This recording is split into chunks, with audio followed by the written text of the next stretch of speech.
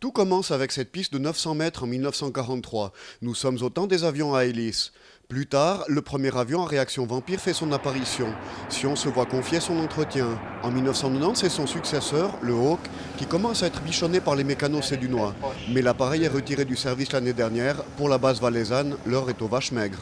En 1980, il y avait 800 jets en Suisse et aujourd'hui, on est sous la barre des 120 jets. Et prochainement, avec la liquidation du Tigre, dans 4-5 ans, il y aura quelques 60 jets en Suisse. Donc vous voyez que le matériel diminue. On comprend à travers ça qu'on ferme des aérodromes, tels que les aérodromes du Haut-Valais. Et évidemment que notre base est aussi dans cette tourmente et va vers une diminution.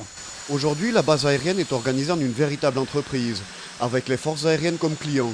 Son job, préparer les avions pour le vol et entretenir toute l'infrastructure. Sans les militaires, il n'y aurait d'ailleurs peut-être plus d'aéroport civil à Sion. Si la commune devait entretenir un tel aéroport, il lui faudrait quelques millions, et il y a vraiment un S à millions.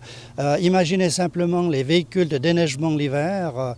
Vous imaginez que tous les matins, lorsqu'il y a du FA-18, on nettoie la piste. Le prix d'un véhicule, c'est exorbitant. Donc tous ces frais, nous les avons et la commune ne l'a pas. À l'aéroport militaire, la formation d'apprentis est une longue tradition. 40 d'entre eux apprennent ici la polymécanique. Mais les places sont chères, il faut dire que la filiale ouvre pas mal de portes. Cet apprentissage leur permet de faire beaucoup d'autres métiers.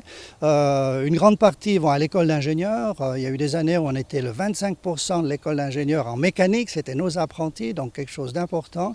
D'autres font du militaire, certains font même pilote suissaire, pilote militaire et autres.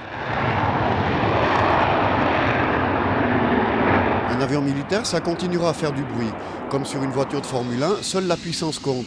Mais les riverains de la piste sédunoise peuvent se rassurer, le projet d'isolation des bâtiments les plus exposés avance.